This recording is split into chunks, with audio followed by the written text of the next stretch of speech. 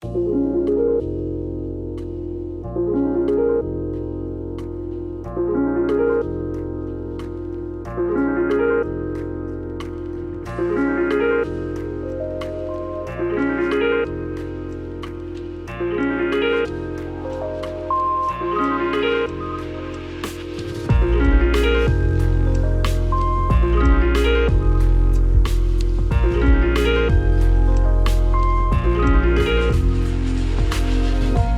friends and welcome to Noclip. It is 2022. Woo! It is episode 53. I'm Danny. He's Jesse. Hey Jesse. Hi. And we've also got Frank here. Mr. Howley, how you doing? Hi, welcome to 22. Welcome to 22. There we go. That's the mantra. That's the title of the podcast. And we're here to talk about actually the games coming out in 2022. On today's podcast, it's kind of the inverse of the last one, our little game of the year shenanigery, where we talked about all the stuff that came out in 2021. Today we're going to kind of just jump into the good old Wikipedia pages of 2022 video games and pull out what is Jesse's produced a great list here of some of the bangers, some of the interesting games that are listed for coming out this year. Will they come out this year? That's part of the question. Will we do a documentary on them? So much to talk about. So today we're going to go through kind of what's out there in terms of release dates for the rest of the year and make our little wish lists and talk about some of the games we're playing over the break while we're there. Because I definitely feel like after the Game of the Year podcast, Jesse, there was suddenly a bunch of games that I was like, oh, I should have played a bit more of that maybe. Yeah, no, same for me. I went and checked out Resident Evil Village off of your guys' recommendation. The first little bit of it with my girlfriend, and that bit where you're walking through and there's crows, like, oh yeah, hanging above you. Fuck that. You're not a big fan of crows? No, not a big fan. The crows got you, Jesse? That shit was scary. I couldn't do it anymore. I think the worst part of that game is the sort of Resident Evil 4 style inescapable fight kind of thing they do in the first 20 minutes of that. Yeah, like when you open the drape and the zombie kind of shows up and gets you. I was like, okay. I don't even want to say anything in case and it's in the first 30 minutes. Yeah, whatever. That game is great, but I will say that opening salvo before you get into like the village, kind of as you get into the village, was a little bit, I don't know. Mm-hmm. So that was it. You stopped at crows. I put it down. I'll come back to it later when I'm emotionally ready to do that. Did you play much BioShock Infinite? There's a lot of crows in that as well. I did, but you control them mostly, so it's okay. Death's Door? No, not yet. You play as the crow in that one, right? I think so, yeah. I'm running dry on crow games. There is the Crow for PlayStation based on the comic book. Oh. Based on the tragic movie. Yeah. Oh, good point. Yeah. Frank, did you play much over the break? Yeah, I actually, well, it's funny because I spent my holiday break in Montreal, but as I landed, Quebec announced they were going on lockdown. So it ended up just being like, it felt like a winter break when I was a kid where I just got to stay at home and play video games and hang with Audrey. So it was like, it was actually pretty nice. But I did get to catch up on my Steam backlog and my Switch backlog. Nice. So actually, the third game, if I could have nominated one more game for Game of the Year that I finally dove into, was Monster Hunter Rise for the Nintendo Switch. Oh yeah. The Monster Hunter franchise, I think has to be the most intimidating series to get into, because anytime I've talked to friends before, whether it was like the Wii U version on 3D or on 3DS or World, it's always like, oh yeah, Monster Hunter is great. I put 500 hours into it, and anytime you hear that, it's like it's panicking.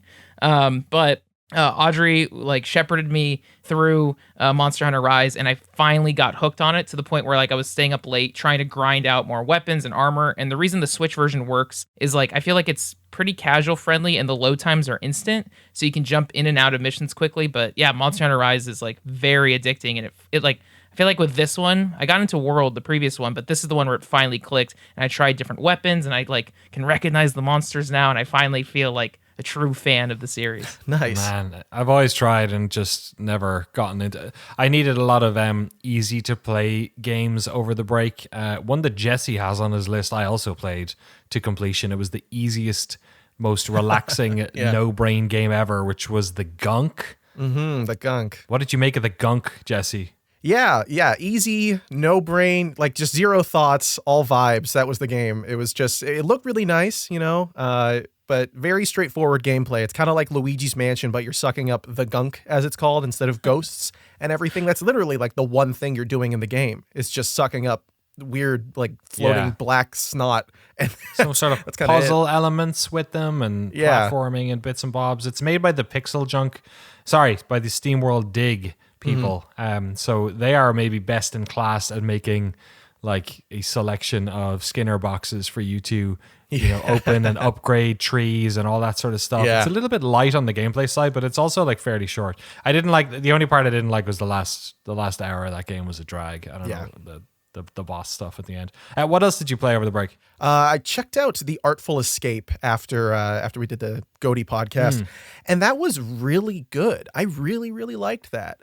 It's a game about like you're playing as this guy who is trying to find himself musically. He literally just like plays guitar. That's the whole game. It's a 2D side scroller where you're kind of just jumping around, going through these really beautiful worlds, kind of like you're playing through music videos. You have this guitar that you walk around with and you can use it at any time, and the music goes along with the guitar. So like you're playing these really long solo riffs on top of the video game music that's regularly playing. It's usually kind of serene, and then you make it into this rock ballad and you interact with the world in that way. It's very straightforward in terms of gameplay. It's almost like a 2D kind of adventure game, like a classic adventure game. But I thought it was fantastic. Really good message. Really like inventive ways of expressing yourself too. Like there's a whole section of the game for like 10 or 20 minutes where you're literally designing your character. Like you play for the whole time in this very default kind of outfit with default stuff. But as you get through it, you get to pick your name, like what your rock star name is. You get to pick your outfits and stuff. What was your rock star name, Jesse? Oh, I don't remember. It was really stupid though. I should have written that down. Rockin' Jesse. I should have called it something like Jesse. that. Yeah. Hardcore Jesse. That. Yeah. It's my favorite. Yeah, it's my favorite wrestler. Yeah, no, gorgeous game though, really fantastic time. Here, I want to know what the deal is with Amori, right? Because you were talking up Amori, and then suddenly I saw you having like a breakdown on Twitter about Amori. Yeah, it hurt me. It hurt me deep in my soul. Yeah, so people were like, "This is one of these games." People were telling you like, "Keep playing it; it gets good," right? And then you just you never hit that or something. Exactly. So yeah, Omori is like this 2D game maker kind of RPG. Where you're playing through this fantastical world that seems like it's a quirky indie RPG is how a lot of people have described it. Very similar to Undertale and One Shot.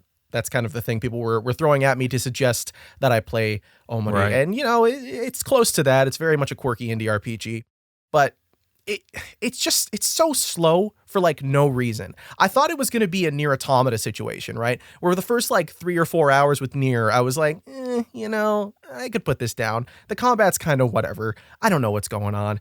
I thought it was going to be that. And then I kept playing, and the story comes through very slowly over time. They kind of drip feed you the real behind the scenes narrative of it. I don't want to spoil it. Just because I didn't enjoy it doesn't mean other people shouldn't be able to figure it out on their own and like it. But there are parts of it later on where I'm like, okay, this is the bit that people are saying is like, oh man, isn't that crazy? And I got there and I was like, yeah, it's a surprise. It's just not a good surprise. How many hours you put into Omori? To get through it, 20. Oh, you could have completed the gunk like 18 times. I know, exactly. I could have done 10% of Assassin's Creed Valhalla. Yeah. Maybe I shouldn't undersell the gunk and say it's like 2 hours long. It took me about 5.5, I think. Yeah, something like that. If you do all the side stuff, yeah. Or I could have walked from Madrid to Warsaw too. Like Madrid to Warsaw. God, is that 20? That's not going to take 20 hours. That's 536 hours. We'll get to that later. Oh my God. We'll get to that later. What is that? We'll get to that later. Don't worry about it. We'll get to it later. Okay. I promise. All right. Does that include you got to climb over the Pyrenees? All right, whatever. I played, so on the Noclip Discord over the break, there was a lot of chat about different games. And then about a week ago, I guess folks you were one of them, Jesse, actually, were chatting about this Project Zomboid and how it was like, had a patch. And it was like shooting up Steam, and I had and this is a game that's been like on Steam Early Access since like 2013 or something. And I have literally in my head, maybe the title of this game doesn't help, but in my head I was looking at Project Zomboid, and all I could see was like a sort of a Zombie U style first person like multiplayer game. Like I had no idea what it was. I've never heard of it. I've probably seen this name for years and just kind of like imagined this fake video game in my head. And then everyone was talking about it like it was good. So I was like, oh, okay, I'll just check out the Steam page. And I swear to God, the second I saw a screenshot of it, I was like, oh my God, I want to play the shit out of this game. Because I grew up playing like isometric tactics games, like the Commando series and stuff. Recently I got into, was it the Desperados 3, I think came out last year or the year before. This style of game is one that I played in my youth and I kind of didn't really play much of since. And it's basically that. It's kind of like, I'm either talking to somebody who's like, yeah, Danny, this game came out like a decade ago. How do you not know this? Or you're an idiot like me who's never played it. But I guess it got its like latest patch, like I think it's like patch 42 or something over the break.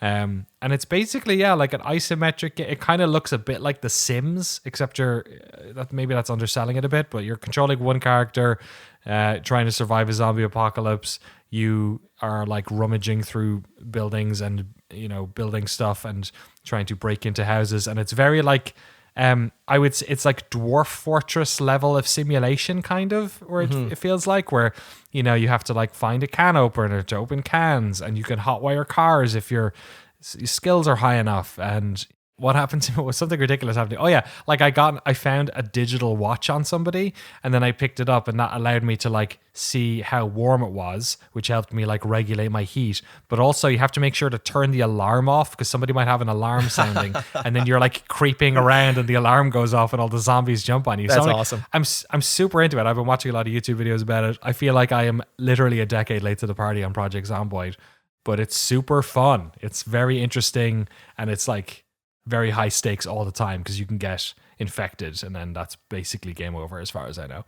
So Jesse, have you played it? Yeah, so I played it a long time ago, probably 2014, 2015. They had a multiplayer beta they were running, and a buddy of mine was really into it at the time, so I thought I'd check it out. And I remember it, being a very immersive kind of game. Like just opening windows and going through them was like 18 clicks, but not in a bad way. In a way where you could tell, like, if this is the level of interaction it takes to open a window, like how much is there going on throughout the game. And from the sounds of it, and you playing it recently with all the updates, it sounds like there's actually a lot more to it, which is really cool. That's exciting. Especially, did you see anything about what happened to the development over time? No. So I was looking up a video of, I was trying to figure out where they were, and it sounds like they're like sort of an international team spread out around the place. Well, yeah, what happened? Well, so there were two instances. There was one where they didn't back anything up for a really long time on their computers, which is always the start of a good story.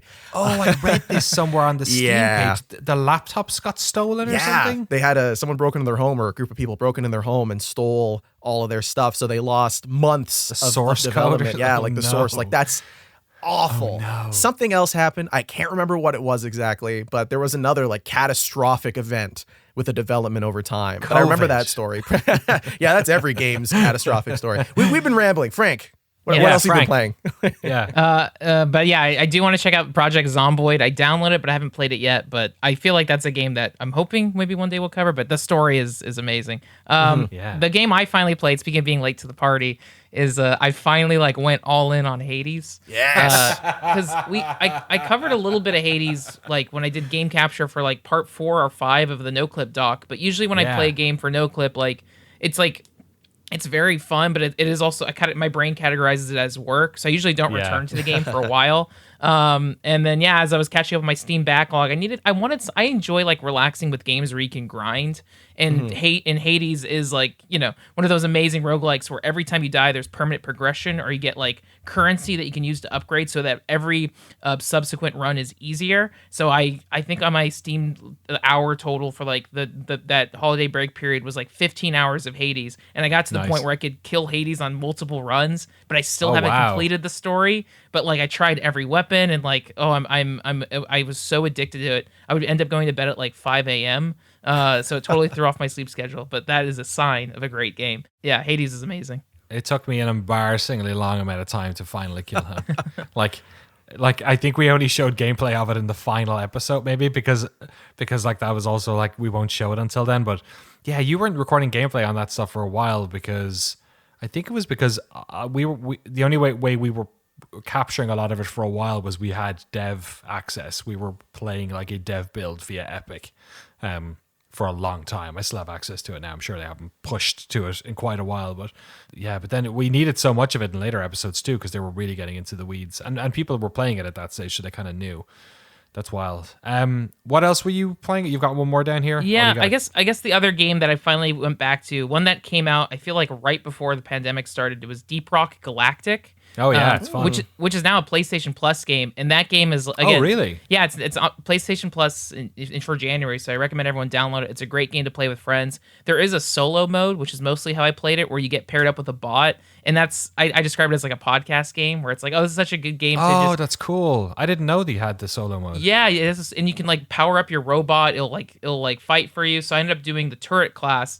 So that way, if like I was mining and aliens would be summoned or whatever, I would drop my turret and my robot friend would help, and I would just mine as fast as I could. And yeah, there's something so satisfying with like just peeling away at something and collecting the gems and coming back.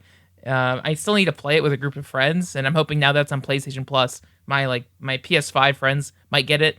But yeah, I recommend Deep Rock Galactic as another game to just relax with. Which So I feel sorry, like I don't do. Yeah. I've never played it before, but I've heard so many good things. Yeah, it's What is good. it exactly? Is it like a dungeon crawler where you're just collecting resources to like build stuff in a base? Is that kind of on the right direction? Or Yeah, it's I'm trying to think how to describe it. It is procedurally generated. You play as dwarves. You party up in a group of 4, or you can play solo. And the premise is you're dropped into a mine, and you look at your scanner, and it kind of looks like aliens, like the lo-fi tech. Okay, cool. And throughout in this mine that's procedurally generated, there'll be maybe 7 points or 7 ores that you would then have to climb up or tunnel your way through. And throughout like the mining expedition, there'll be waves of aliens, and they'll get progressively meaner and bigger. So you have to balance mining, like farming, delivering the ores back to your ship, or just destroying aliens as they come up. And then after you beat a mission, you get gold and ores that you can then use to upgrade your equipment. So you can do tougher missions, longer missions, or just spend it on silly cosmetics. Yeah, it's kind of a unique fun. game, but it feels casual and fun to play. You can get hardcore with it, but I play on the easy difficulties. But yeah, I recommend checking it out. It's pretty silly and calm to play. It has a big part of it as well, which kind of is hard to come across, is that the just like general like aesthetic of the game is very like fun to be in. It's like very steampunk dwarf, but like it's beautifully rendered, and like it's just like even the hub station that you're in, you know, with all the tinkery stuff around it is so much fun. It's a really cool game. I have a bunch of friends who got super addicted to it, playing with it was their like COVID friend group game kind of thing. It was Right. one of those. Yeah, but I mean, interested to play it solo though. I think that's I might give that a whirl. The last game on here is my second and last, which is Ready or Not, which I think I don't know if I talked about this last year. So this is the sort of very much like somebody needs to make a new SWAT 4, which I think I was screaming onto Twitter along with like a million other people for the past 10 years. SWAT 4 being an Irrational Games game, by the way. Creators of BioShock and SWAT 4. And what was that isometric superhero game? Why have I kind of not remembered the name? oh, I know what you're talking about too. Yeah, I know everyone's screaming at their podcast now. Shit, somebody look it up. So yeah, it's basically a SWAT 4 like. So it is a first person game where you are in charge of a SWAT team, and you are basically going into areas where there are either like terrorists or active shooters or whatever it is, and trying to, you know, use either non-lethal rounds or lethal rounds, and breaching doors and flashbanging. And it's very technical, sort of in the way, or tactical, like in the ways kind of like games like Rainbow Six used to be, right? And I'm a huge fan of all those games like Rogue Spear, and you know, those games changed from what they were fairly quickly. Like Rainbow Six 3, I think, was the sort of last one that was kind of like that. And then you had other games like yeah, Rainbow Six Vegas 2, baby, where everything's blown yeah, up. exactly right. Yeah, and even like Advanced Warfighter, those were very different types of games. This is more about like, you know, just breaking into one building and that type of thing. And I love it. It's really evocative of SWAT 4. It you know, everything from the way the commander talks to you to the way you get, because you're giving signals. You play as one character, but you've got a crew of 3 others. So you're basically like lining them up to like breach a certain door, to like, handcuff people who've been who are getting arrested or who are like civilians. You just need to like make sure that they chill and stay in one place. It's interesting reading the sort of controversy around this game because there's kind of 2 elements to it. I think one, the gameplay can be quite shocking, I think, especially if you're sort of if you're not aware of what this is cribbing from, in the same way that like if you're a mainstream outlet and you talk about shooting games as if like, why do people want to play games where they're in wars? And it's like, well, shooting games are popular because of the sort of the aspect of firing a gun and hitting a mark. It doesn't necessarily have to do with people liking war. Like certainly there are people who play Call of Duty who love like big gun nuts. Yeah, they love that shit. Yeah. Gun nuts, but like the vast majority of people who play these games are playing them for a reason that is touching their monkey brain in a way that is like nothing to do with the subject matter. And in the same way, these games are like, to me, I think the easiest way I could explain it to is if somebody gets into From Software games, it's the decision making. It's like really complex decision making on a moment to moment basis. That's what's exciting about these games. In the same way that like, the sort of the monkey brain version of that for shooters used to be stuff like Quake 3. Like for tactical stuff, it's this type of thing.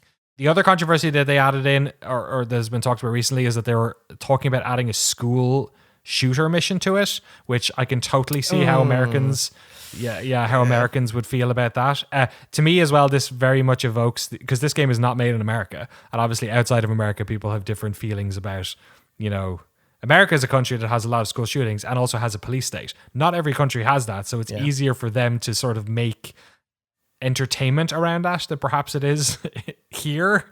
Right. So I can see why that happens. I don't know how I feel about that because I'm sure if I'd grown up in America, I might be more weirded out by that than other people would be. But I will say that I think the game doesn't glorify any of that shit. Right. And some of the most, I will say that the most jarring thing I've done in this game is the game starts with like you basically entering these places and most of the like people with guns are kind of like hiding or are trying to get you, but like they're fairly stable. Once you like get better at the game, it turns into, there's like other versions of missions, and one of them is active shooter, where like you're, going into a hotel or into a gas station or whatever it is, and the minute you breach, they start just murdering civilians.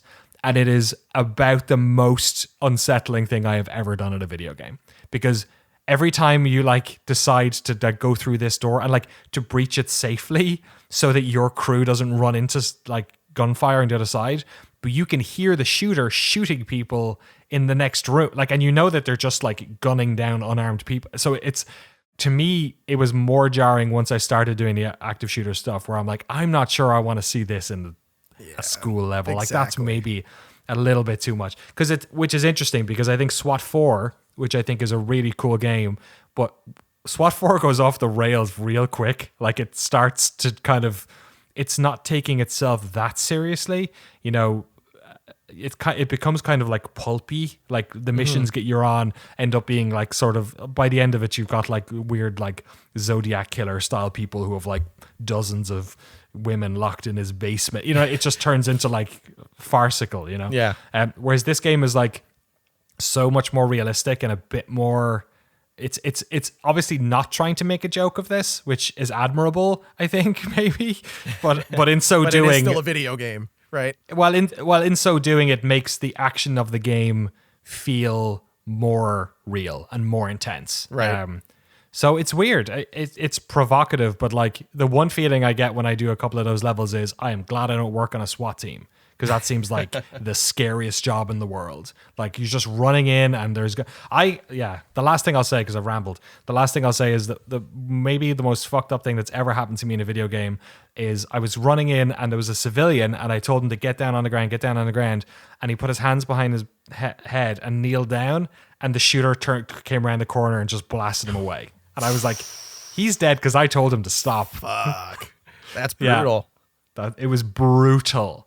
So anyway, Ready or Not, available on Steam. Sounds like fun. Want to play a video game and feel real bad. But enough about games that make you feel bad. Let's talk about games that are going to make us feel good in 2022. We've quite a lot to cover here. Let's spend a bit of time on the ones that actually have dates. We'll get Jesse to go through those. And then at the end, I have like a list of ones that don't have release dates, which we'll follow up afterwards. But first of all, Jesse, what do we have coming in 2022? Yeah, so let's start with January, right? I mean, it's usually the slow month, and it kind of looks like that's the case for this year as well, but there is still some big hitters. So first off, right away, Pokemon Legends Arceus. I don't know how they're expecting us to say that. I don't know Pokemon names. Is anyone excited for that here other than me? I could not tell you what Pokemon game this is. What is it? Is it a main Pokemon? This is the new open world Pokemon game that they're going for. It looks like it's in the same engine as Breath of the Wild. Oh, geez. Yeah. Okay. And you're like roaming around, and Pokemon are kind of just living their lives, doing things, rolling around in the dirt, and you just walk up and you massacre them. It's great. You throw balls at them and stuff, and you fight them. It's great. It looks exciting. It looks cool. I'm looking at a screenshot. It looks interesting. I wonder how packed and dense that world will be. Yeah, that's kind of, I think, the concern for most people is that looks a little barren, huh? Are we just catching Pokemon? Why is this open world? Yeah, so that's one. I don't know. Frank, are you interested in that at all? Yeah, it's funny. I actually did pick up Let's Go Pikachu, which was the Gen 1 remake on Switch. I feel like every 5 years or maybe every 10 years, I'll be like, yeah, let's try this out again. Because I loved Pokemon as a kid, but I feel like the games are, and I don't want anyone to get mad at me, but I feel like the games are so simple that I turn away from them so fast compared to other RPGs. But it still has the Nintendo charm. The music's fantastic. I don't have an affinity for the new Pokemon, but at the same time, the designs get weirder and weirder with each generation. That I think at this point it's been long enough that I'll check this out. That's how they get you. That's how they get you. Every 10 years, they're like, let's just get you back again. It's like Animal Crossing. Yeah, they got to catch them all. Got to catch all the Franks. That's January 28th. Yeah, for that one. That's an end of the month one there. But a little earlier in the month, we've got Nobody Saves the World from Drinkbox Studios, the developers of Guacamelee 1 and 2 and the Tales from Space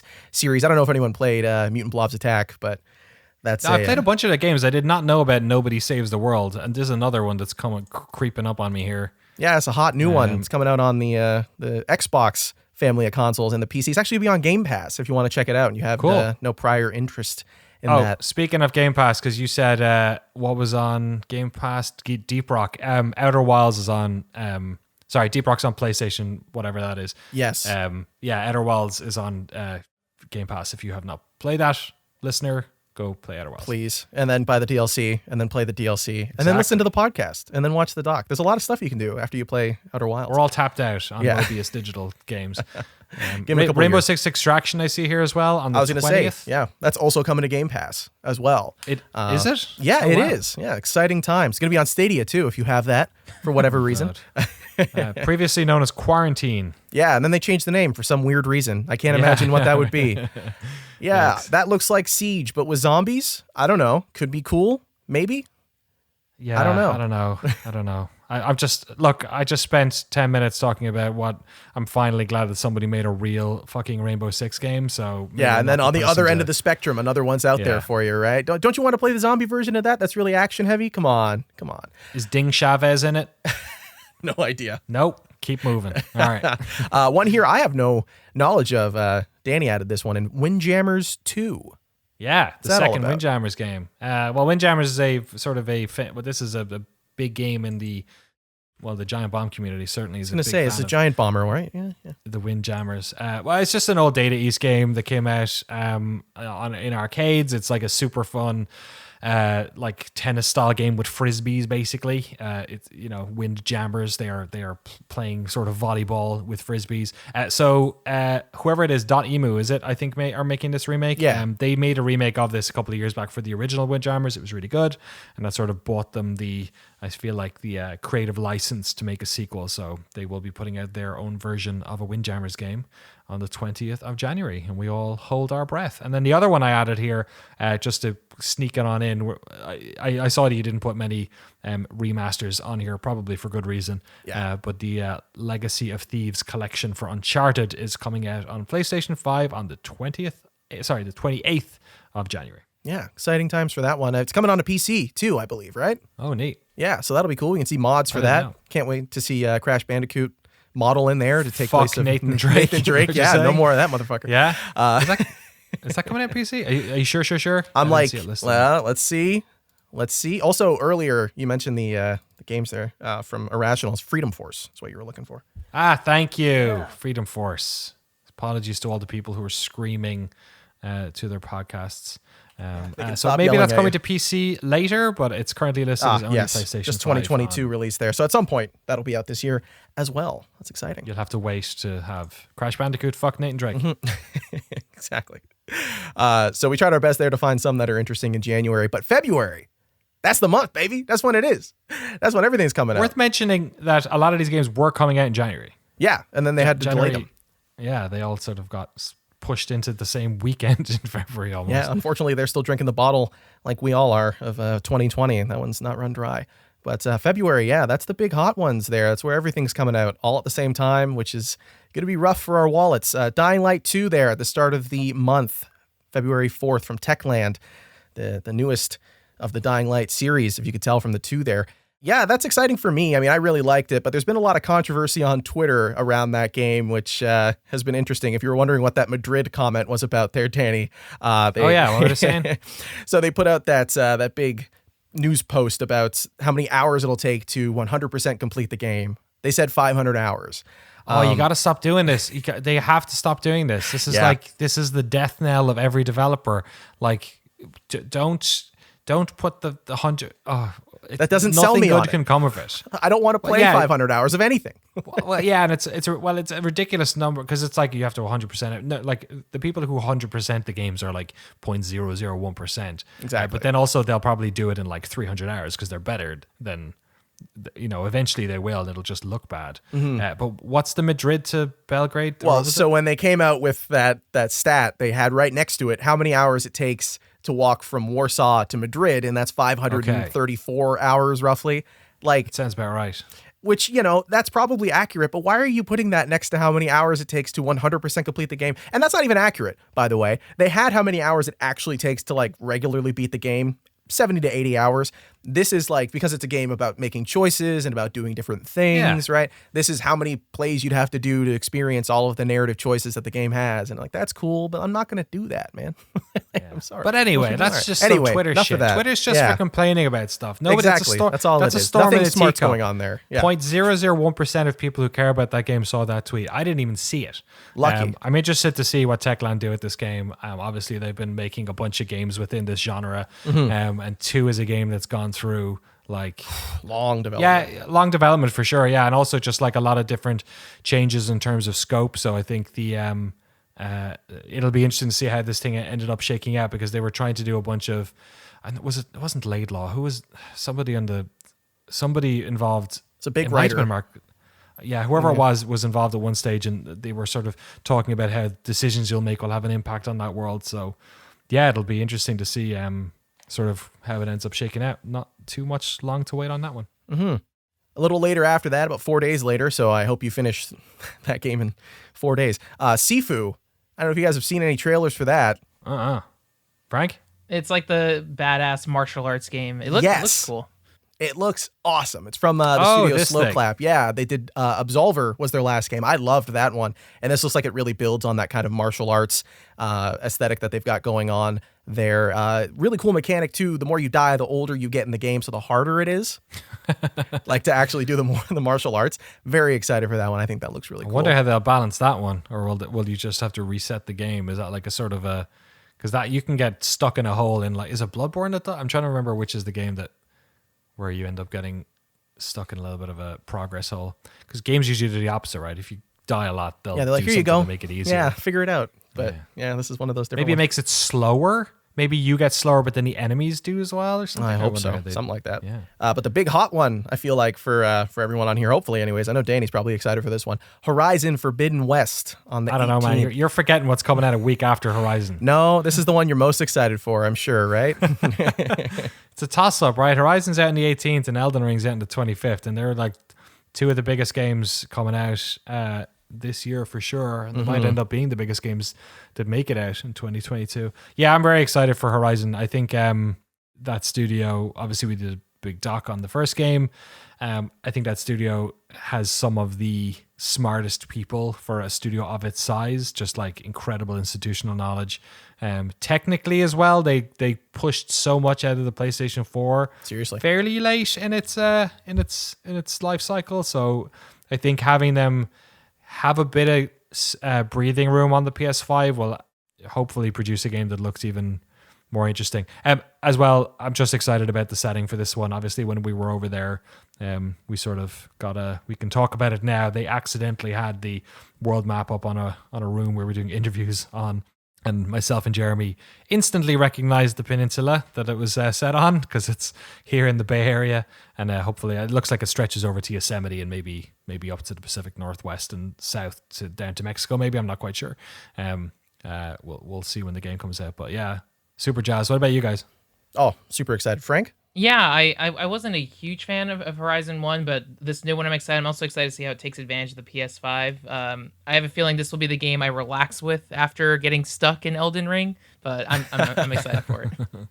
That's an interesting thing, actually. I wonder if Elden Ring is going to be harder to play for people if they're playing Horizon as well, because Horizon is going to be so like amiable. It's going to be like, hey, don't worry about it. Go do this other thing. Like, how are we feeling then about Elden Ring? It's did any of you guys take the technical test? I think you're the only one. Lucky. Really? Yeah. Thankfully, I did the jerk thing and asked people on Twitter, and somebody sent me a code. It's an interesting game. I'm almost concerned that the open nature of that game might actually end up making it harder for people to play. I think coming off of Sekiro, like that game was very hard. Even for a From game, one of these types of games, Soulsborne games. The thing about those games though is you always know what you're meant to do. So even if it's hard, you sort of know you have to grit your teeth, bite down on the mouth guard and do it. And the thing that I enjoyed about Elden Ring's technical test was exploring the world, and there really was a lot to do. I'm basically wondering whether or not there might be some sort of rub between the ability for them to gatekeep certain part or to like funnel the player, in a way that allows them to know what the thing is they're meant to do, or will they just put off doing that thing forever by doing other stuff that's not what the critical path you're meant to be doing. I'm interested to see how that all shakes out.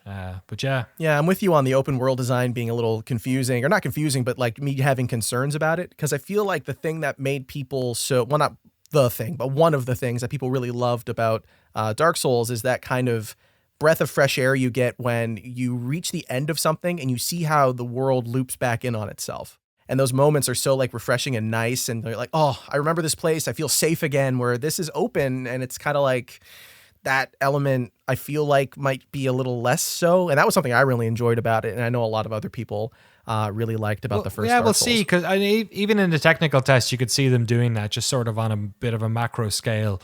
Like the game is on...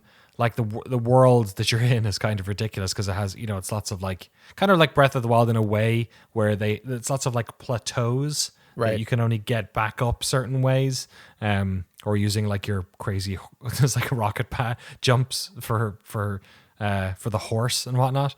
But I wonder if the scale of it might be. I will say that it's easier to relax generally in that game because there is lots of places where it's kind of, it feels open, like kind of Shadow of the Colossus or Eco or something, where you're in these, desolate places. So you can see if something's coming for quite a while. But yes, it's kind of it's going to change the vocabulary of those games in a much more dramatic way than a lot of the other ones did. Like they tweak it here and there, whereas this is kind of whole cloth, removing that type of gameplay and putting it in a game that people have different expectations on. So yeah, I bet the takes are going to be real hot on Elden Ring either way. Oh, can't wait. Cannot wait for that, yeah. The last one for this month, by the way, speaking of games people are going to have hot takes on, this isn't one of them. Destiny 2, The Witch Queen, the new expansion for that is coming out on the 22nd, again to Stadia for some reason, and the consoles.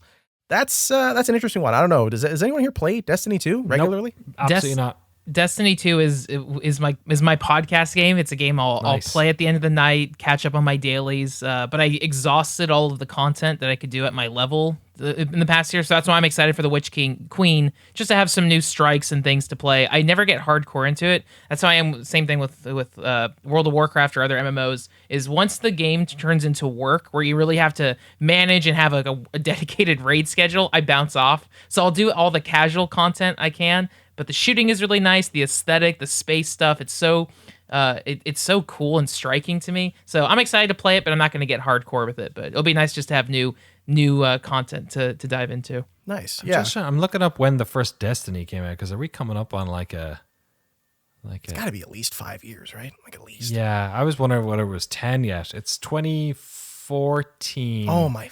Was when it got announced, so it's coming up on 8 years. Coming up on 10. Yeah. That's yeah, crazy. I never, and I tried to play that first one a bunch, but I don't know, the world wasn't for me, the aesthetic, all that's, it's, you vibe with certain worlds, right? And like even Halo doesn't like vibe with me that much at all. It's, it's just kind of, I don't know. It's not the sci-fi I like, but I kind of play those games. Like you, Frank, I think the shooting in Destiny is super good. The same with Halo. But it's just not my, not necessarily my type of world. But onwards, out of February, we creep towards March. What's coming out? Yeah, we've got a couple things here that I think are interesting, but I feel like March is still going to be kind of catch up for the end of February where everything comes out all at once, or the two big games that we know about so far anyways. But first big one is Babylon's Fall on the 3rd from Platinum Games, new Platinum Games title. That's exciting, published by Square Enix. I don't know if you guys seen any of that. There's been like bits and pieces at some E3 pressers. That's kind of it. This is another one that I am struggling to remember what it is, Frank. Yeah. I feel like I've seen trailers of it, but I had to just look it up now. I thought it was going to be a mobile game or a free-to-play game, but it sounds like one, right? Right? It's a co-op action RPG, but normally with Platinum Games, it's like all their character action games are so striking, have such a distinctive style. This feels like it doesn't have anything signature or unique about it, other than I'm sure their gameplay and combat's good. What was the Final Fantasy game? Was it Final Fantasy that had like chaos? That's Stranger of Paradise, Final Fantasy Origin. Same month, Okay. 15 days later. Yeah, so I think. Oh, it is really okay. yeah. So I think what happened. Oh my God, it's the next one almost on the list. Okay, so I think. Do you remember at E3 last year there was just like 1 million co-op action RPGs announced? I think they all just like kind of got melded in my brain into one. So okay, this is especially in another this case, they're both Square Enix, right? So that's a situation of your brain's like they're the same thing, right? The only thing that distinguishes Stranger of Paradise, like you were saying, is chaos. I have to kill chaos. What an edgy game! I played the demo for that, and it's just like what's going on over there? What did they do? They just gave Tetsuya Nomura a bunch of money, and they were like, figure it out. This is wild. Yeah, presumably they were both shown at E3 at the same conference. Yeah, then, probably. So I guess that's neat. That's why they cool. blurred together in your mind. But between those two games, Tunic from Finji, Man. finally 5 years later. Yeah. 5. I don't think it's 5. I think it's Probably longer than that. I feel like I have been playing Tunic for I could not tell you how long. This game was at PAX as far back as PAX used to be a thing where you played video games and breathe on other people. Yeah, before it was called Tunic, I remember it was being shown around a bunch. Yeah, this is made by one dude, Andrew, right? Yeah, Andrew Scholdice, yeah. Very exciting looking game. There's been like 6 demos of it that I've played that are just really lovely. Very cute little kind of isometric game where you play as a fox in a little Link tunic. But it's not Link's tunic, it's just a green tunic. But it's very like evocative of like it's like what are we calling this? It's not cell shaded. It's just a beautiful like beautifully lit world, but it's very isometric Zelda for sure. As a fox. Yeah, that's neat. I'm glad to see that finally coming out. I hope it's fun to play. Yeah, I hope it's well received too. That'll be. Oh, I forgot to mention, by the way, in February, the Steam Deck comes out. So if you like playing PC games on the road, that'll be interesting. As long as you have ordered one already, it'll be coming exactly. out in February. If you have not ordered one yet, it'll be I think they're saying Q2 2022 at the earliest. So there's going to be a lot of that though. Exactly. Yeah. Who knows if that'll even come out on time? Hopefully. I mean, it's a month away, so they better have it on lock. But the next game for March, at least that I've got written here, is Tiny Tina's Wonderlands. I don't know. Do Borderlands games? Are we here for those? Nothing against them. Again, just not. I played the first one a bunch and really enjoyed it, but I've never really played. They kind of went multiplayer focus, and I'm kind of like Frank, where I like people, but I really like playing on my own with shooters, so it doesn't happen. Frank, you much of a fan of Borderlands World? No, like the tone of it always annoys me. And all my friends, we all play. We set the dialogue, we just turn it off.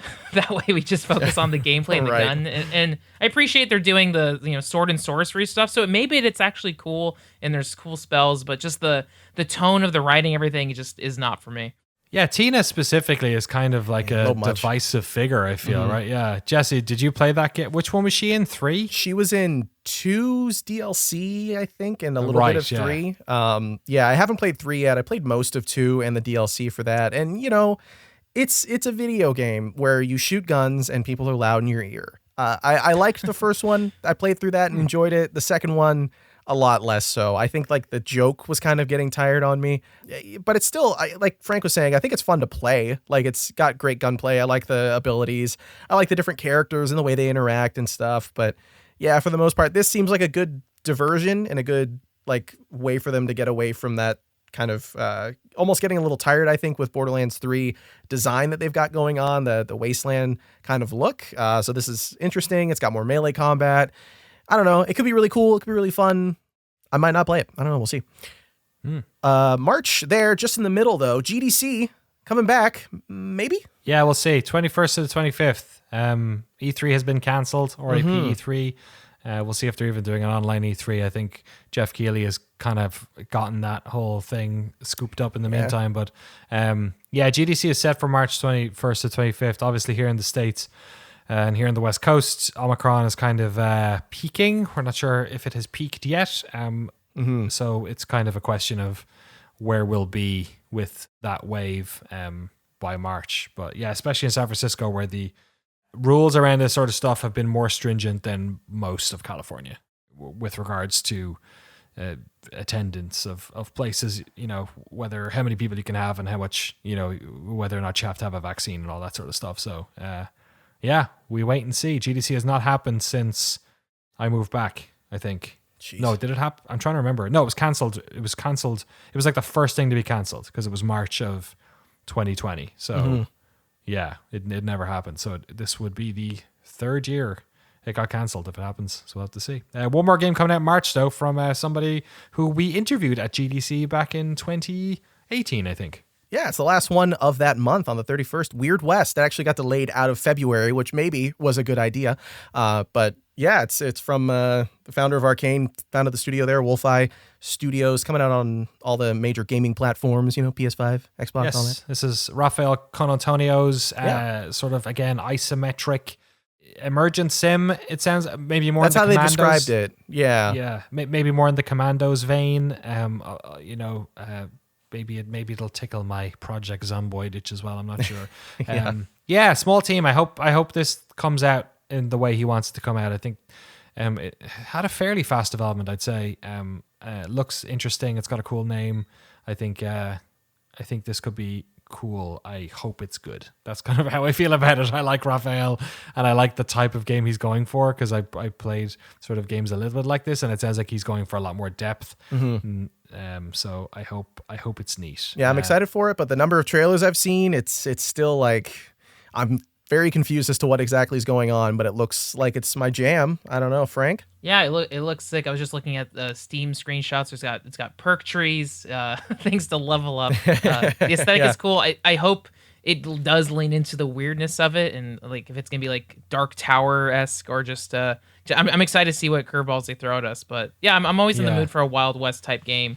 I never checked out like Desperados, but I was just about to say, but I'm into it.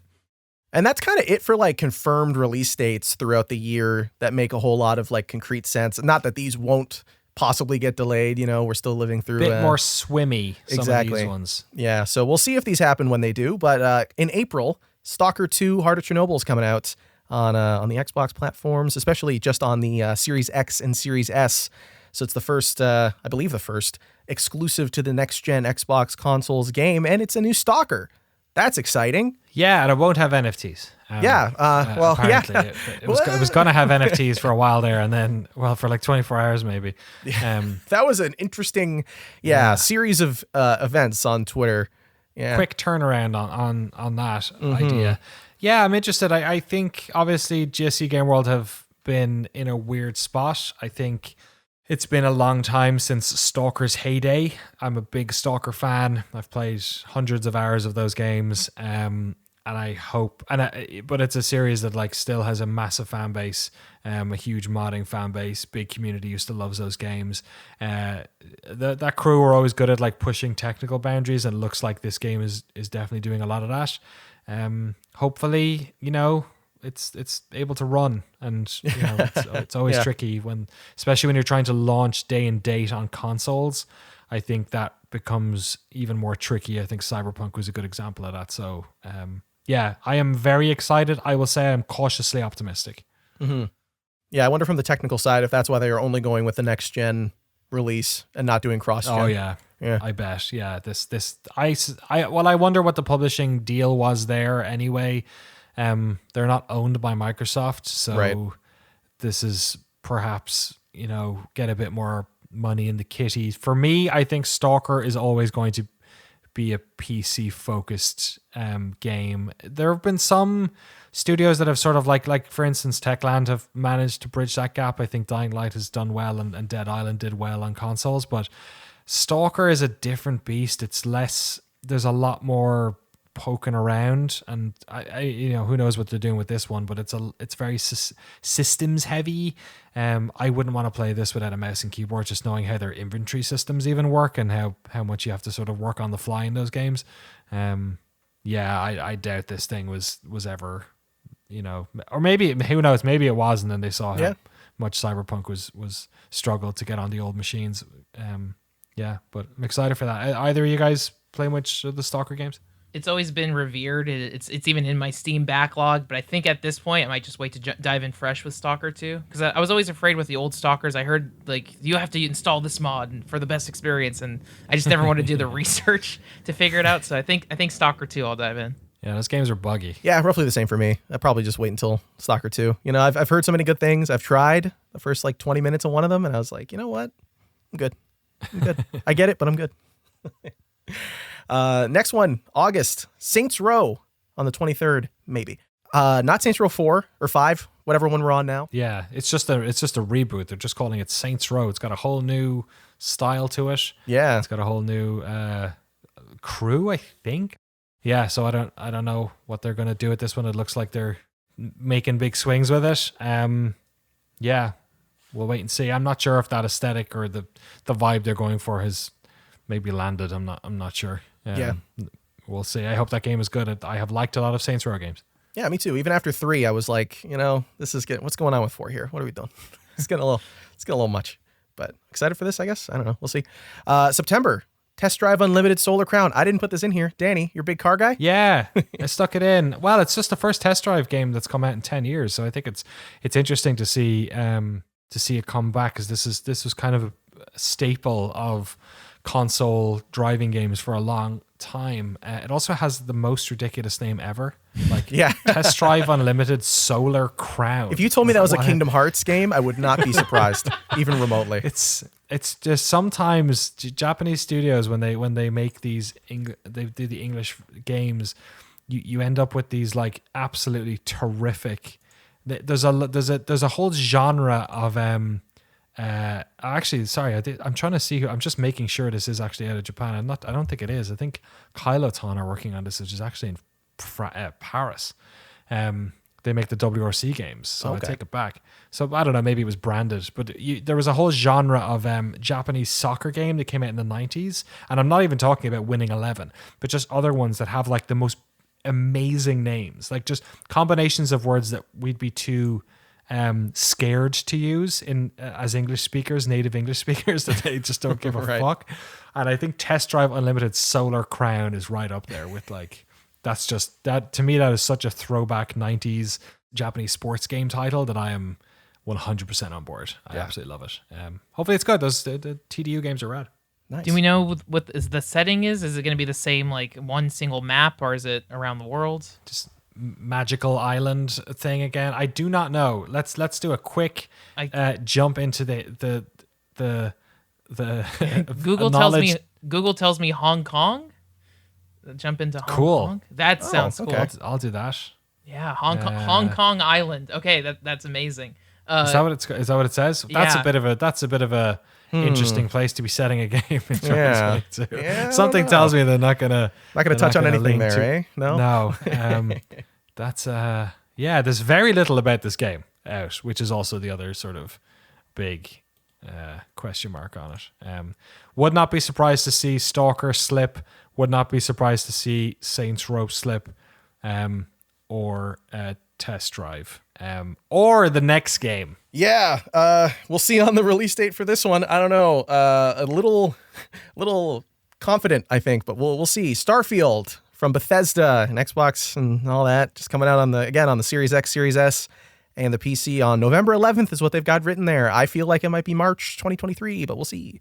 Yeah, that is really exciting. A new big Bethesda RPG in space. They haven't shown a whole lot. Yeah, which is cool. Is it? It's the mystery is exciting. The fact that it's in space is cool. I don't know what we're doing yet. I imagine come June or July, we'll probably hear a lot more about what's going on with that game. Are you guys excited for it? I'm really interested to see how they start rolling in information about this game. Mm-hmm. I suspect we'll have some amount of it at the Microsoft, whatever their E3 / Summer Game Fest, whatever the thing ends up being.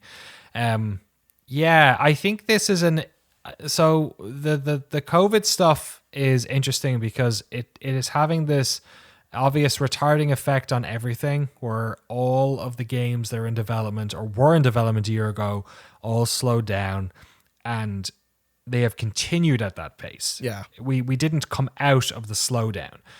Working remotely is tricky for different games in different parts of their development cycle, different team sizes, and then also, new IPs and that type of thing. For me, Starfield is a really, or Bethesda Game Studios is a really good testbed for, I think they will delay games because one, as far as I know from being there and based on like the tenure that they have at that studio, it seemed like when we were there filming, people went home at 5:00, that there didn't seem to be a culture of people overly working. That's awesome. They don't have the largest teams in the world. So I think it was about 100 people made Skyrim, but they went up to about 300 by the time we were there for the 76 stuff, but they were working on Starfield mostly until 76 sort of had its rough launch, and then they all swapped back over. Mm-hmm.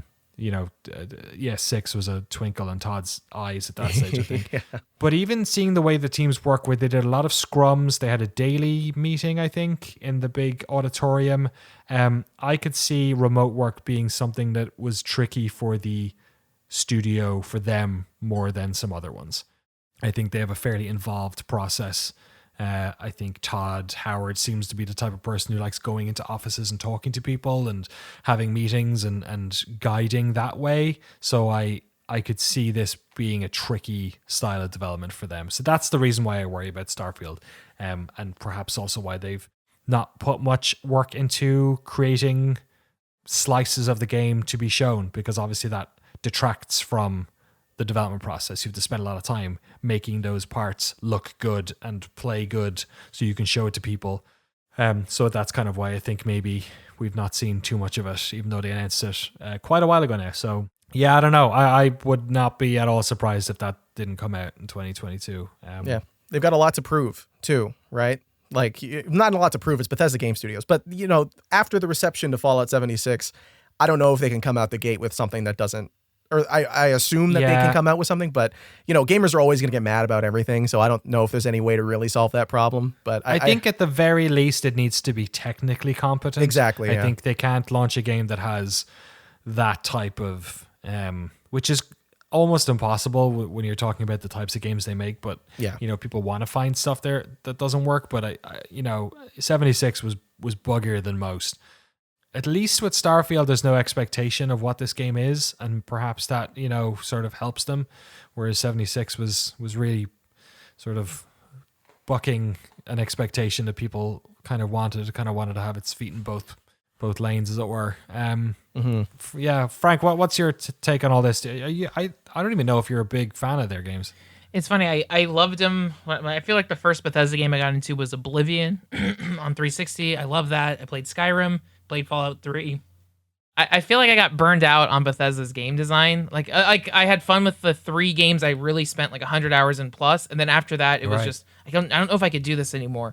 I played Outer Worlds, which similar DNA, and I enjoyed that. And I think it's been long enough since I've tried one of these games. I'm sure by November it will be fresh, and I feel like I'm hoping it'll feel next gen. I'm just happy it's launching on Game Pass so that I can dive into it without anchoring myself to a massive experience. I'm sure I'll be fine. But yeah, I'll be eager to see how they make it feel fresh. Because even I think over the quarantine, I tried to go to Fallout 4, which I missed out when it first came out, and I just couldn't get into it. Right.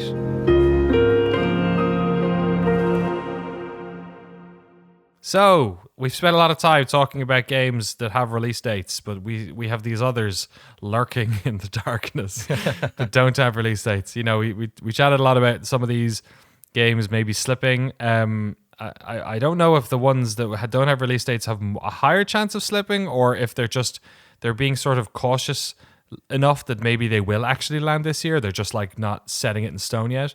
But we have a bunch to get through here. A great list collated again by Jesse. I think this is in reverse alphabetical order. It is. It's beautiful. I love it. So it's kind of like let's start with the W's and make our way to the A's. The first one here is The Witcher 3 Wild Hunt Complete Edition. CD Projekt are bringing the Geralt, hot off of season 2 of the TV show, to the new consoles in Q2. How are you guys feeling about Witcher? Would you replay? I have attempted to restart and play Blood and Wine maybe 3 times now, and I'm dying for an excuse to do it. So I think that's what I'll do on this one. But what about you guys? Did you spend much time in Witcherland?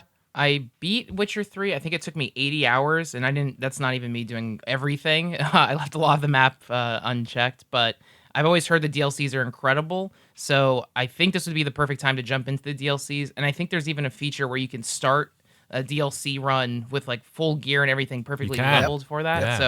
So yeah, I think I'm just going to abandon my old save file and just do the DLCs individually. And it'll be cool to see how smooth it is. Yeah, unfortunately, I really exhaustively played The Witcher 3 right when Blood and Wine came out. I did everything, Hearts of Stone, Blood and Wine. I did all the side missions that you can do and the quests and everything you find along the way, the boards that you can pick stuff up from. I did all those. So I don't know if there's much of a reason for me to come back, but I might do the main campaign again, just to go over it one more time. Not that was the best part of the game, really, but I like playing it. So yeah, that might be a good excuse to come back. Yeah, it's been a little while. I think I'm with Frank. I think I might do the whole restart.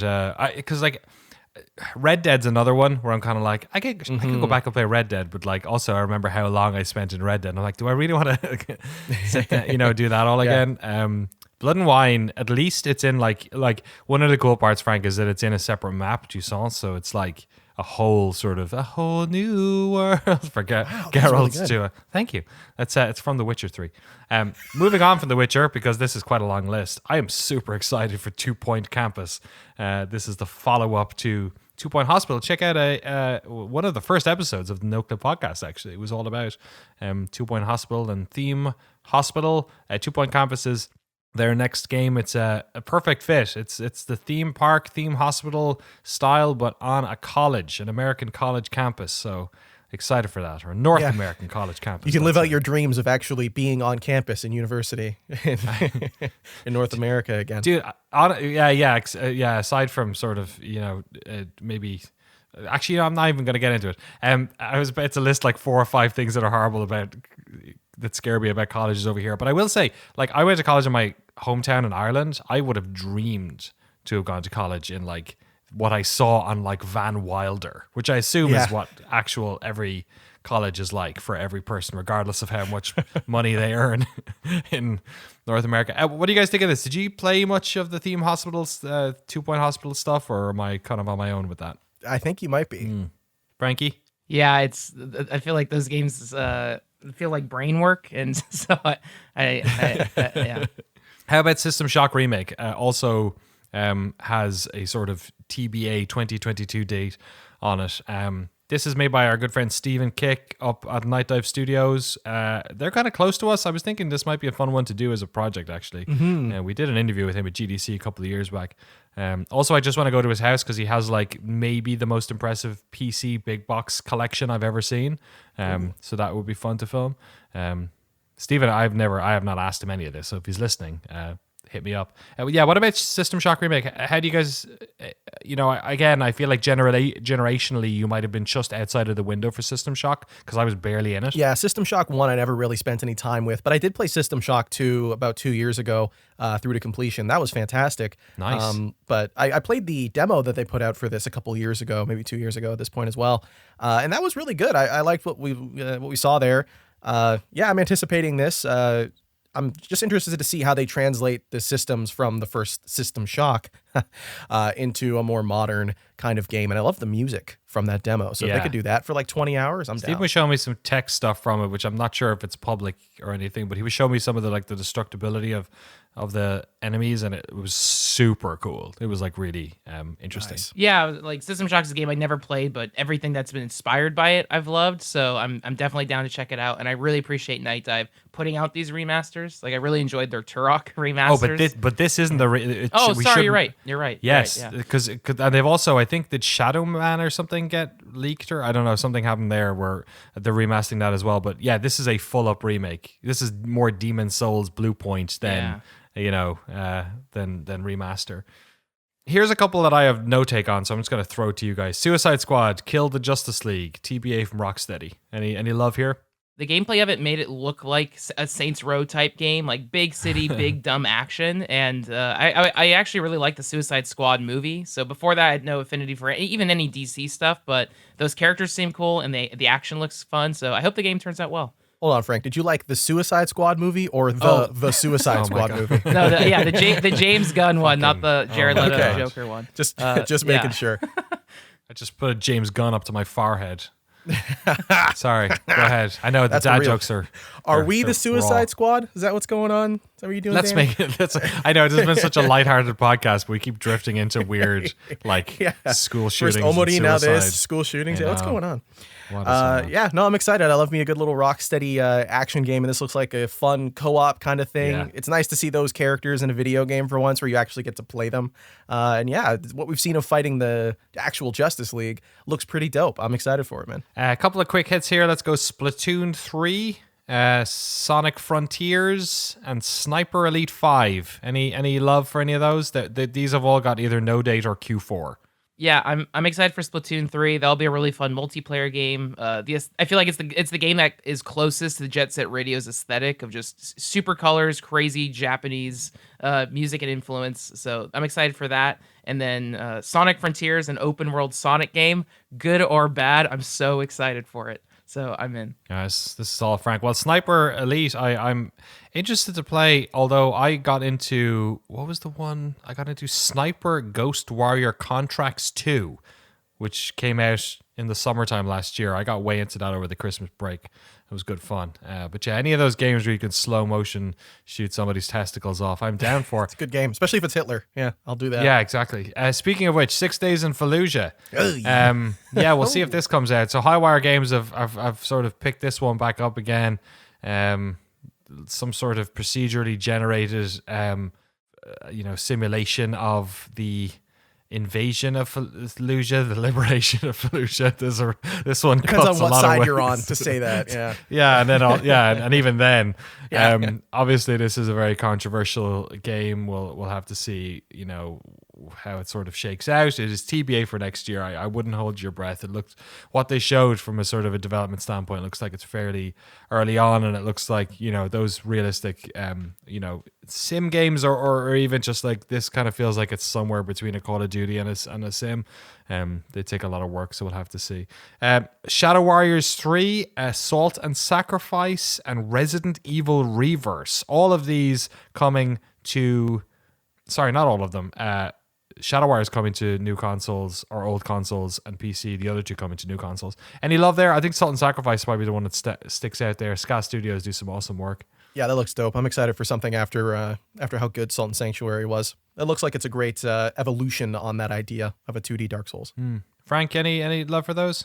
Yeah, for me, I like I like the original Shadow Warrior, but I like the first Shadow Warrior, that original reboot that they did, because it was just a lean, linear first-person shooter. The second one I dropped off because it was more of a looter shooter, and you had to grind, and it kind of had an open world structure I didn't really click with or spend enough time with. I don't know what the structure of Shadow Warrior 3 is, if it's going to be more level by level gameplay, but that one I'm interested in. Nice. How do we feel about Resident Evil Reverse? This is the I can't believe it's coming multiplayer shooter. Yeah. With the last few Resident Evils, they always pack in a free multiplayer game that everyone plays for one weekend and then uninstalls. So the fact that they delayed it, again, I'll play it for one weekend and then uninstall it. If it has any sticking point, I'd be surprised. I think it's like an 8-player free-for-all deathmatch. I couldn't tell what they were doing. So I'll check it out for the fan service. 6-person deathmatch. So which is interesting in its own right? Because it's not an asymmetrical multiplayer shooter, which we talked about earlier. Every game is shown at E3, and like I don't know if like this is. I don't know. I think if I looked at this game, I would have shrugged basically any other year, except I have an unrealistic, maybe an overinflated sense of love for them right now because of Resident Evil 7. That I'm like, you know what? I'm just gonna give you one freebie. I will give this a whirl. You've done enough to earn one of those. So yeah, real TBA on that one though. We'll see whenever that comes out. Another one that doesn't have a date, but is sort of like floating around next year, is Arcane Austin's game Redfall. Obviously, Deathloop has come out from their Leon studio, the other game that was in development at Arcane since the sort of, I wouldn't say split, but since they went back to working on different games, is Redfall, which is a sort of asymmetric. Well, it's kind of like it looks like a kind of a Left 4 Dead like, but with vampires. What's the feeling here? I trust Arcane Austin more than I'm necessarily excited for the game based on what I've seen, if that makes sense. Yeah, I mean, we only saw that cinematic trailer, I believe, exactly. at the Xbox event, which isn't a bad way to sell something like that really early on. It was an interesting enough idea. Vampires, we don't really do that a lot in games for that kind of play. There were some leaked images that came out a little while ago, so I don't know how legit any of that is anymore, but it was showing like loot systems with scalable numbers, and it looked like there were a lot of unique weapons. So if that ends up being true, that's really cool. But like you said, regardless, I'll play anything that Arcane Austin, Arcane anything puts out. I'll trust them with whatever they make. Oxenfree 2 Lost Signals has a big TBA on as well. Night School Studio, creators of the original Oxenfree. Excited to see what they sort of do second time around, because I think that was a really good early sort of game. Metal Slug Tactics. Jesus. Oh, that looks so good. Jesus. I have never... You know the way some games just like... There's something about the aesthetic which just immediately... It's like, I don't care what this is. I'm going to play it. I think isometric games get this a lot. Maybe I played a lot of Into the Breach or something, but this looks... What a great fit. Seriously. It's coming from Lickhere Studio. So .emu are publishing this. Lickhere looked like they're a fairly indie studio. So this is probably, a case of .emu have the franchise and they're giving it to a team that's trying something, but at least... I don't know, it looks pretty neat, so we'll have to see. That's another TBA for next year. Speaking of, this is a weird transition, but yeah, isometric studios that make a lot of strategy games who are kind of not on this one. This is a really interesting one. Marvel's Midnight Suns, which is... it's Firaxis are working on it, so the XCOM studio, Civilization, of course, but it's with the Marvel, a Marvel property. What are we thinking about this? A tactical RPG from that crowd using an established IP? It's got Wolverine in it. That's the best part, really. I don't know. It's weird because I feel like the thing people liked about XCOM was how you could have your own characters and like the attachment you got to them. Where this is like, I don't know, do you give a shit about Doctor Strange? Why is Iron Man here? What's he doing here? I know it's because he's a popular Marvel character, but like that's not Midnight Suns. Oh, I have no idea. Well, what is Midnight Suns? Could Oh. you give me like a what elevator pitch of what Midnight Suns I mean, is? I got a super basic thing, but it's basically just like a ground level mystic kind of fight against the dark arts monsters kind of thing from the Marvel universe. Right. So kind of the more magic-y. So what's Wolverine doing there? Is he Yeah, part well, of- I think I don't remember if he was part of it. I never really read any Midnight Suns. I just remember somebody else explaining it to me, giving their elevator pitch, and this is my elevator pitch of their elevator pitch. Awesome. Telephone works every time. Exactly, yeah. So I'm sure everything I said was perfectly accurate there. Mario and Rabbids Spark of Hope, another TBA from Ubisoft Milan. I will play anything that crowd pulls out. Did you play the first one? Oh yeah, Mario and Rabbids are amazing. It's so fucking good. They're so like, good. why is that so good? Mario with gun is so much fun. Well, it's Mario XCOM, right? It's another. We have somehow the alphabet has suddenly produced these 3 games together, which are like all ostensibly doing the same thing, but in very different ways. How do we feel about Lord of the Rings Gollum? Was this announced at the Game Awards? Yeah, they showed a full trailer for it, and I couldn't tell if it's just like a Walking Dead Telltale like cinematic story game, or if there's actually adventure and gameplay elements in it. Oh yeah, it looks like you're crawling around as Golem. This one might be good. I mean, who knows? It's from Daedalic Entertainment, so Hidden Deep and I guess Shadow Tactics. Expansion pack is the most recent thing that they've put out. We'll have to wait and see. We're halfway through the list here, folks, and a real big question mark on this one, Jesse. I see you put down. But Breath of the Wild 2. I mean, we've seen a decent. They've shown bits of it, and it's been a long time in development, right? Yeah, very. Like, I think they came out and said it was going to be Q4. They were hoping anyways, right? But with the world and just how meticulous Nintendo ends up being with their main franchises, who really knows if it'll come out this year? I really hope so, because I'm very excited to see what this sequel does with the world of Breath of the Wild. So yeah, they're not going to put out any like you said, anything that's they're not gonna fumble the ball on this one. Yeah, And no. Also, like, one of the things I think, just looking at the international situation with COVID, is that Japan has probably taken, I don't know if it's hit them harder or if they have taken it more seriously, or if the culture of life there is particularly tougher. But just in relation to like the way in which people work, it's a very social, mobile society that I wonder, especially in large cities, was it even harder for some of these teams to work, that way? In my head, like Japanese studios, and I haven't spent that long in Japanese studios, so I don't want to paint too broad a brush here, but it's a lot of like people being in there, collaborating, working, figuring stuff out, being there for long periods of the day. So I wonder, like, maybe some of these games we've already seen, for instance, a lot of Final Fantasy games and expansions have slipped. Perhaps that's an element there. Another one from Nintendo, Kirby and the Forgotten Land. We had a Kid Kirby in our DMA documentary, which never saw the light of day. This one apparently coming out Q2. One that doesn't have a date, though. Actually, most of these don't. Kerbal Space Program 2. Interested in this. Who does anyone know who's making this? Is that because I know the Kerbal team, a lot of stuff happened. Some people left. They formed a different company or something. Do you guys have any idea? Did you play much Kerbal? No. Yeah, not a clue here. Have they been bought by Microsoft? I need to do a bit of research on Kerbal. Hogwarts Legacy from Avalanche. One of the Avalanche softwares. There's 2 Avalanche softwares out there. You always have to look up which one's doing what. This is looks like an interesting, like the first time a sort of the Harry Potter universe has been given the proper sort of, modern adult 3D treatment outside of the movie games. Any interest in this? Any Harry Potter fans here? Yeah, I'm very excited for this game.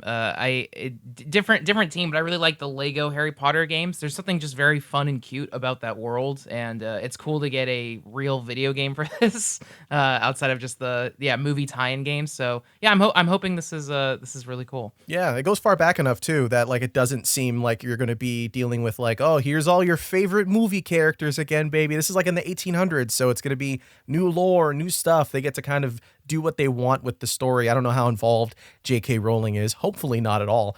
But still cool that we're getting like Frank said, we're actually getting a game, like a full game that's not just retelling another story for the second or third time, really. Yeah, look, the tech behind it looks really good. I did watch that Harry Potter.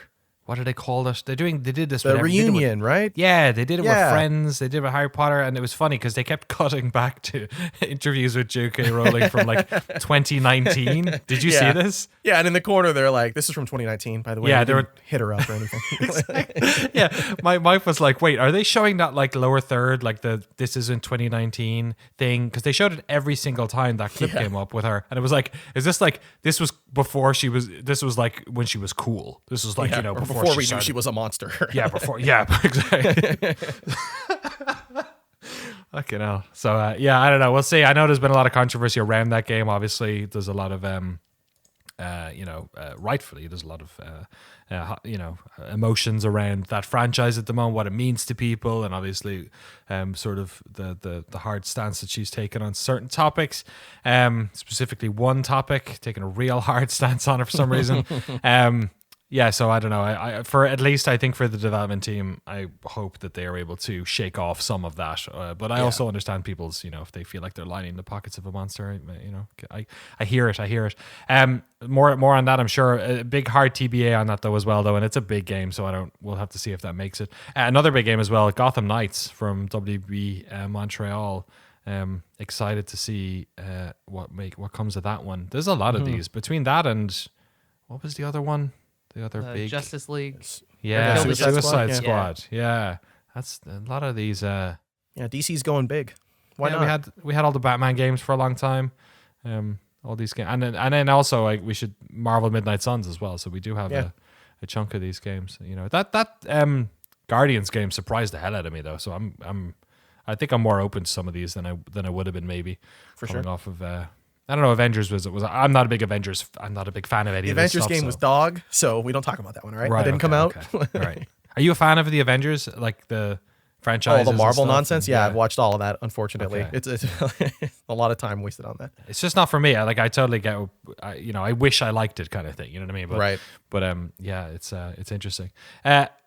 This might be the biggest third-person action game of the bunch, though, if it makes it out next year. God of War Ragnarok from Sony Santa Monica, the follow-up to Cory Barlog's magnum opus.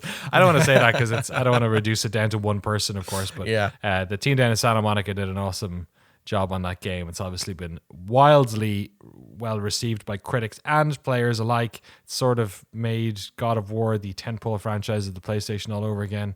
What are your feelings on this one, Jesse? Oh, man, I cannot wait. I mean, I love the original franchise. I played every single one before I played the new God of War again. Oh, wow. And it was so much fun. Like, I didn't hate it at any point. I wasn't like, this is boring when I was playing Chains of Olympus or Ghost of Sparta, despite them being PSP games on my PS3. But this one, man, I just want more Chris Judge yelling boy at me. I want more everything, more action, more ridiculous like Valhalla nonsense. I want to fight Thor. I want to fight Odin. I'm ready to kill some Norse gods, baby. Let's do it. It's one of the things that came up in that Harry Potter thing actually was they were interviewing Chris Columbus about directing the first two movies, and he was like, "Oh, the first one was like the most stressful thing ever because I had the rights to this franchise. And I didn't want to fumble the ball." And he said the second one was the best because suddenly all the pressure was off. People liked the characters, they liked the story, they liked the type of gameplay we were doing, or the story we were telling. So like I think about that with this. Like I wonder, is this going to be a much more fun, a much more creative and novel maybe take on it because they had such a great reception to the first one. It might free them up. Frank, what's your feeling on Ragnarok? Yeah, I feel like it's always a huge event anytime these big prestigious PlayStation exclusives come out. So yeah, actually, I love all the God of War games, but the original PS4 one was so cool, and it's something a game I've always kind of wanted to go back and replay, but I will definitely gladly wait. That's gonna be a game that once it comes out, I'll love to just hole away for a weekend and just plow through it. So yeah, I'm very excited for it. Ghostwire Tokyo's got a spring 2022 date. It's from Tango Gameworks, of course, coming out on PC and PlayStation 5. Yeah, we'll have to see if this makes it out as well. This is another one. This is part of Bethesda suite, right? So they have a lot of games coming out this year that hopefully make it out this year between Redfall and obviously we talked about Starfield earlier. So there's we'll have to see if that one makes it. Any thoughts on Ghostwire from you guys? I'm kind of I don't know all that much about it, but I'm interested to give it a whirl, I guess. Yeah, same. Not a clue. Yeah, I'm very excited for Ghostwire Tokyo. I really liked Evil Within 1 and 2, and this is the same team. So this looks great. Anytime there's a Japanese survival horror game, just like Resident Evil 7, 8, I'm so in. But we haven't seen much gameplay of it. So yeah, I hope it comes out this year, but I'll definitely be playing it opening weekend. And this is Mikami, right? So he's like the executive producer. Like there's someone else directing it, and I think even the narrative director. Like, there was that lady, and I think she stepped away and quit the company. She left a couple of years back. Yeah, I forget that lady's name. Yeah, and so I don't know if that delayed things or switched stuff up, but yeah, this is Mikami's the company is Tango Gameworks, and but I don't think he's necessarily directly involved so much on this one, right? Moment to moment. So we have an interesting duo here: Dead Space and the Callisto Protocol. So EA obviously shut down Visceral Games. The studio that sort of, I guess, came up from its ashes is Striking Distance. So it's got a bunch of the ex-Dead Space on it. Glenn Schofield, who was the lead guy on those and ran shop at Call of Duty for a while, is this is his studio. He founded it. It's based in the Bay Area, as Visceral was as well. And the Callisto Protocol is basically them doing another Dead Space, but like a different franchise, obviously, coming out on new consoles, all that sort of stuff. So it's got a TBA. I don't think that makes it out this year. We'll have to wait and see. Yeah. The studio is fairly local to here, and they basically started working on it, or the studio opened like months before COVID happened. So I of all the types of like the parts of game design, that is the worst time for COVID to have struck. That like sort of early ideation process, I think, is probably really problematic for folks. There is also a remake.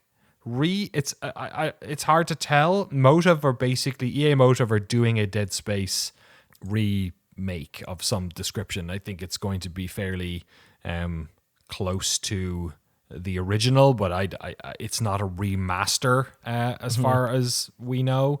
And Motive is the studio up in Montreal, which was founded by Jade Raymond, and I don't think she's there anymore, right? They did Squadrons, and they're working on this. So we'll see. It's interesting though. To me, it's kind of suspect because it's like, I hope this Dead Space version that Motive work on is really cool. But it is interesting that like a year after the ex-Dead Space people went to make a Dead Space, that EA was like, oh wait, we shut down that studio after we sort of overly commercialized the shit out of that series. Yeah. Let's jump on that one again. That's not so great. I hope they're both good, but I really hope the Callisto Protocol is good. Weirdest thing about the Callisto Protocol, by the way, is that not the PlayerUnknown's Battleground universe? So no, I don't believe it's the universe. I think so. The studio is part of that PUBG, whatever the it's not the parent company, but yeah, it is part of the PlayerUnknown's Battle. It was like funded by.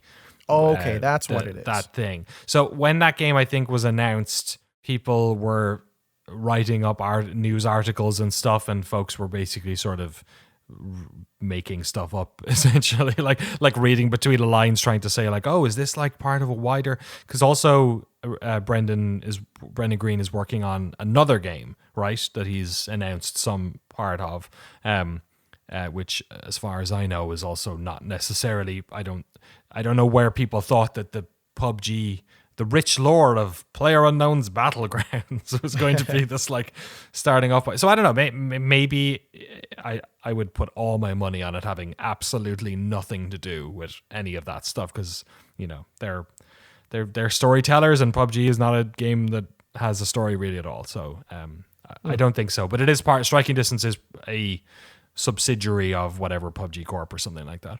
Okay. We've only got 5 or 6 left. Bayonetta 3 from Platinum. Big question mark on the date. Yeah. Speaking of 3s, Baldur's Gate 3. So there's some pretty heavy hitter 3s coming out. Another massive heavy hitter, Arc 2. starring. It's all about family, baby. It's all about family. Starring about what's family. his name? Vin Diesel. Vin Diesel. Thank you. That might be the weirdest trailer reveal I have ever experienced. Yeah, when you saw his face, and then it just keeps going. Like, that's not the end of the trailer. You keep seeing Vin Diesel around dinosaurs, and you're like, no. For a second, I thought that it was like Fast and the Furious in the past. For a brief second. Past and the Furious. Oh, fuck. What's okay? You got to pick one of these. What is it? Fuck, marry, kill. Bayonetta 3, Baldur's Gate 3, Arc 2. Wow. Jesse, you're first. I mean, you got to marry Bayonetta 3. Come on. I'm fucking Baldur's Gate 3. I don't give a shit about Arc. So. Okay. Frank, what about you? No, yeah, I think that's the same order. Bayonetta 3, I'm definitely the most excited for. Baldur's Gate 3, I might dabble a night in, and then Arc 2, I can get rid of. Okay, no, I'm going marry Baldur's Gate 3 because I want to spend time with there. Bayonetta 3, I will copulate, I guess. that to me is I'm trying not to make myself sound like a sex pest because Bayonetta is quite a attractive flying witch lady. But I think that is a game that I will dabble in. You know what I mean? I will jump into that game and jump out just as fast. And yeah, Ark. So I guess Ark ends up being the kill here. But I was so late to the party on Ark, and Ark is the aesthetic of Ark is like aggressively weird to me. That I'm kind of equally as put off by it as I am attracted to it. It's like a kink or something. I'm not quite sure how I feel. You know what I mean? It's like a kink I'm not quite all the way in on.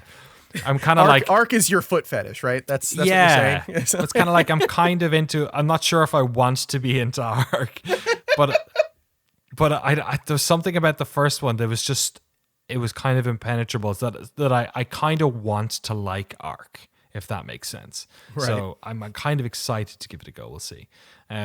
And as you can tell, we are in the A's on our reverse alphabet here. So we have two more left.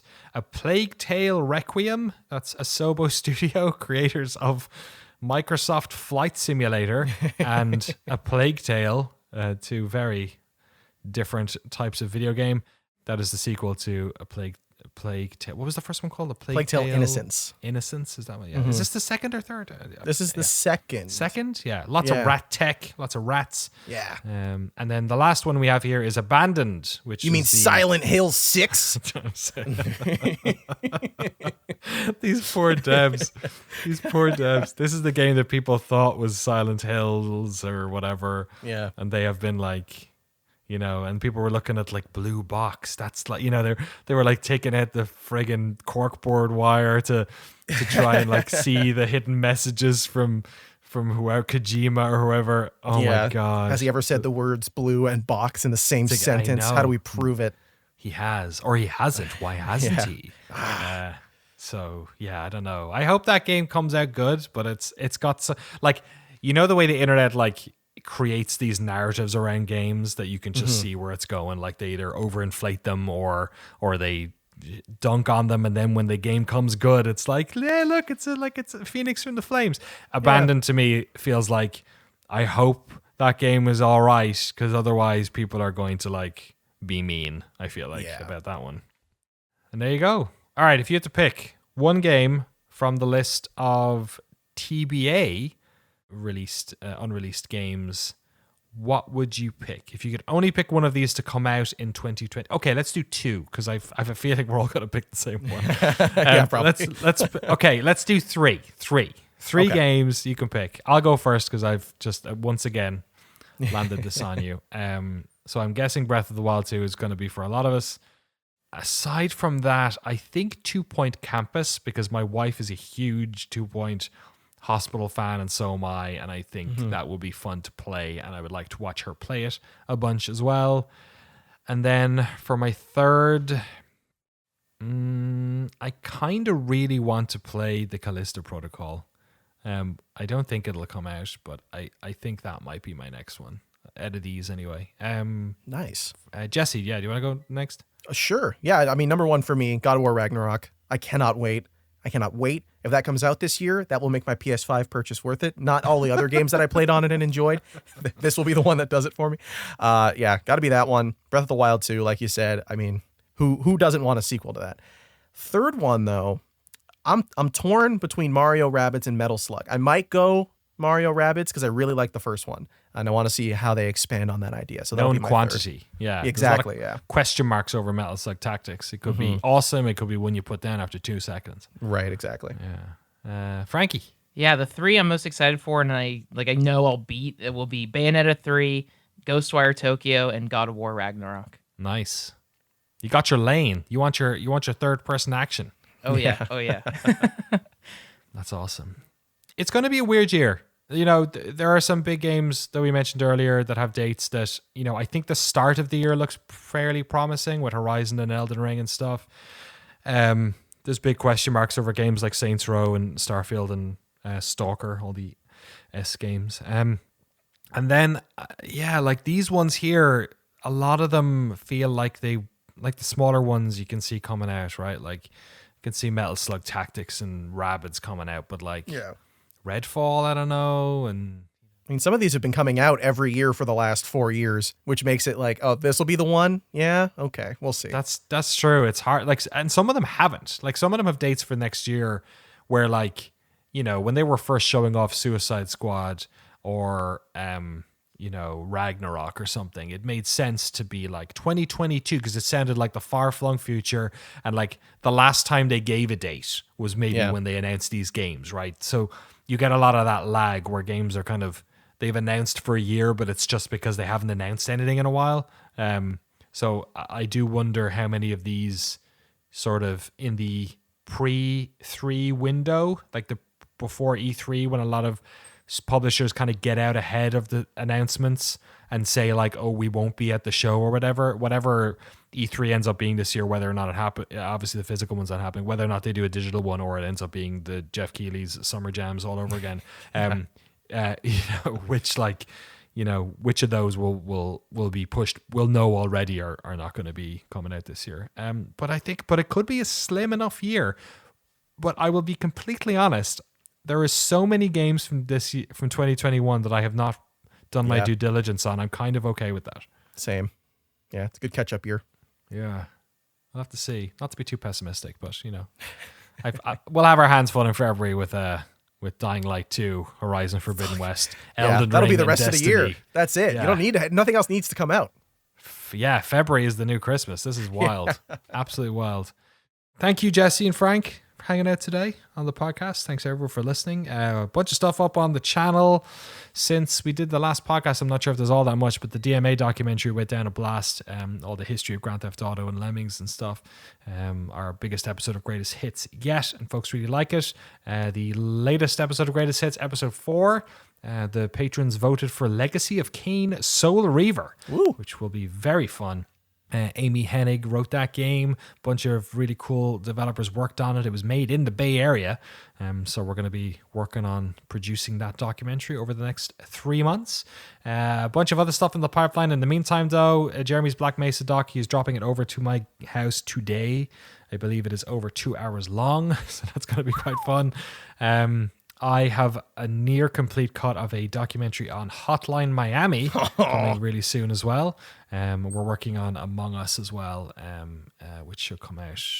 I will probably say that'll be a February doc, maybe late February. We'll see. Jeremy's taking over that one later today. We're doing a lot the old switcheroo on the projects.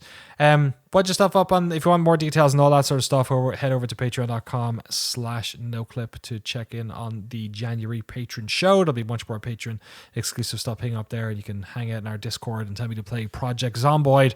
We are at Noclip Video on Twitter. I'm at Danny Dwyer. Frank, you are at Frank Howley. Jesse, you are at Garascia, GUARASCIA. I'm not Beautiful. doing it. I'm not doing it. Thank you. Hey, it's a new year. It's a new Jesse. Yeah, exactly.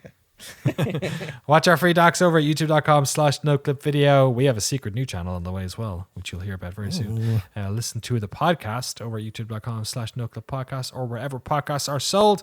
Thank you for hanging out. Hit those thumbs up. Give us a review. We're going to keep going weekly into 2022. We've got some ideas for the podcast. We're going to keep doing interviews as they come in, like any special interviews we kind of had a backlog of them in 2021, but we're going to break them up with some other episodes like this, where we sort of like talk about specific games or films or other Noclip stuff that's going on, and kind of keep it fresh and fun here on the podcast. So until then, Frank and Jesse, I'll see you guys. You can say bye if you want. Oh, take care. Bye. Bye.